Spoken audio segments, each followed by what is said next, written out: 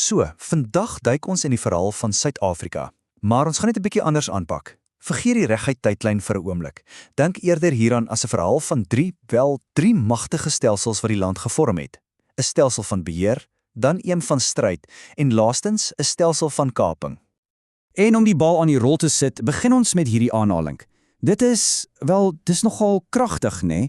Dit is eintlik die kern van alles waaroor ons vandag gaan praat. Want wat dit vir ons sê is dat stelsels nie net gebeur nie. Nee, hulle word ontwerp. Hulle word gebou met 'n baie spesifieke doel voor oë, om mense te vorm, om die hele wese van 'n samelewing te definieer. Goed, en dit vat ons reguit na die eerste hoofstuk in ons storie. Kom ons noem dit die argitektuur van beheer. Hier gaan ons kyk na die apartheidstaat se, sy mees briljante en mees sinistre instrument. 'n Stelsel wat nie net ontwerp is om liggame te beheer nie, maar iets baie dieper, gedagtes. Jy sien, vir die regime om aan bewind te bly, moes hulle dieper gaan as net wette en polisie. Dit was nie genoeg nie. Hulle moes in mense se koppe klim. Hulle moes 'n denkwyse ontwerp wat mense laat glo het in hul eie beperkings. 'n Plafon op jou drome, as jy wil. Die hele doel was om mense hul plek in die stelsel te laat aanvaar. Dis basies psigologiese oorlogsvoering op 'n massiewe nasionale skaal. En wat was die hoofinstrument vir hierdie psigologiese oorlogsvoering? Bantu-onderwys. Soos die skrywer I.B. Tabata dit so treffend beskryf, was dit die hoofpilaar van die hele regime. Maar laat ons duidelik wees, hierdie was nie regtig onderwys nie, glad nie. Dit was indoktrinasie. Die stelsel is van die grond af ontwerp om 'n permanente werkersklas te skep. Mense wat nooit die intellektuele gereedskap sou kry om die stelsel uit te daag nie.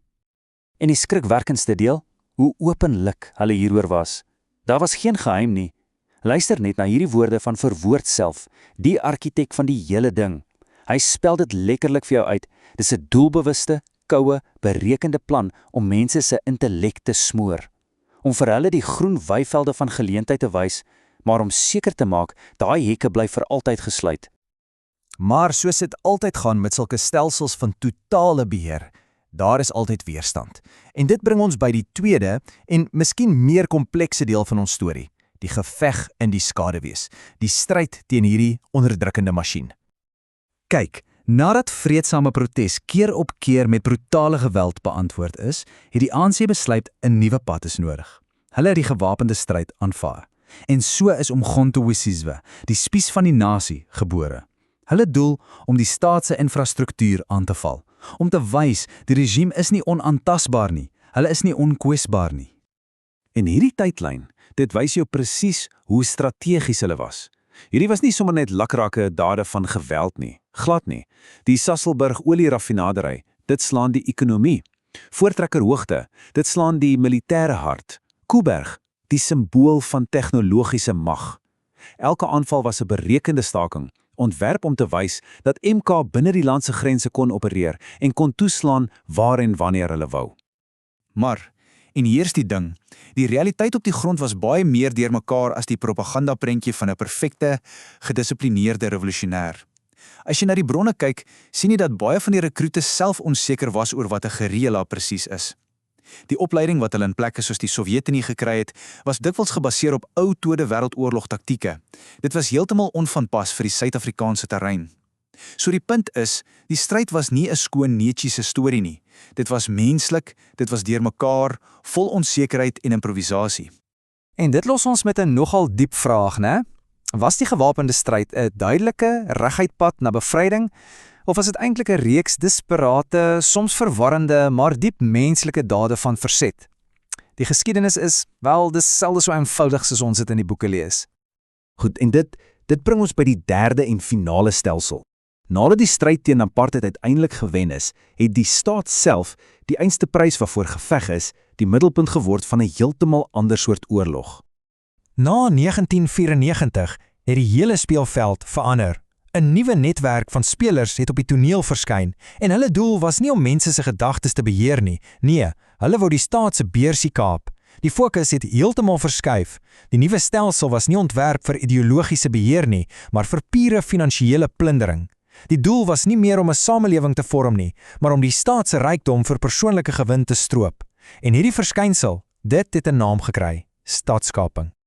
En dit klink dalk vreeslik ingewikkeld, maar die bloudruk, die resep as jy wil, was eintlik skokkend eenvoudig. Stap 1, jy installeer jou eie mense in beheer, 'n gekaapte raad, loyale leiers. Stap 2, jy skep 'n krisis of 'n sogenaamde 'n noodgeval, wat maak dat jy normale reëls en tenders kan omseil.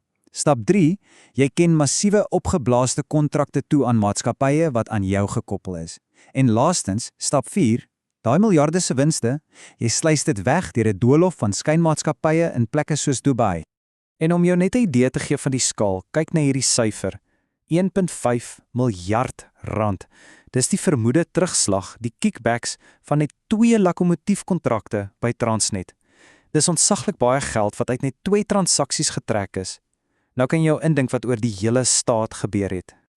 Ja, Transnet en Eskom was die kroonjuwele in hierdie hele operasie. By Transnet het daardie 54 miljard lokomotieftransaksie 'n absolute goudmyn vir terugbetalings geword. En by Eskom? Wel, daar was die storie van die 660 miljoen rand vooruitbetaling. Hulle het basies 'n krisis geskep om hierdie reuse bedrag aan 'n Egipte gekoppelde maatskappy te betaal, wat hulle toegehelp het om 'n steenkoolmyn te koop. En die konsultante?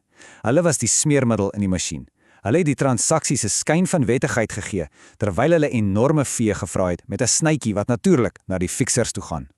So as ons nou 'n tree terug staan en na die groter prentjie kyk, wat sien ons? Ons sien dat hierdie 3 oënskynlik aparte eras, die beheer, die stryd en die kaping, eintlik nie so apart is nie. Hulle is almal deel van een lang aaneenlopende stryd, 'n stryd vir die toekoms van die land.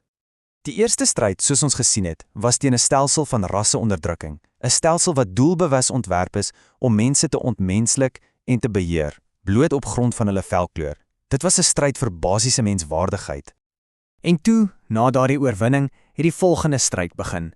'n Stryd teen 'n stelsel van siniese, koue korrupsie, waar die staat self, die einste instrument wat bevry moes word, omgeskep is in 'n persoonlike spaarvarkie vir 'n nuwe elite. Dit was op die ou end 'n stryd teen die misbruik van daardie einste vryheid.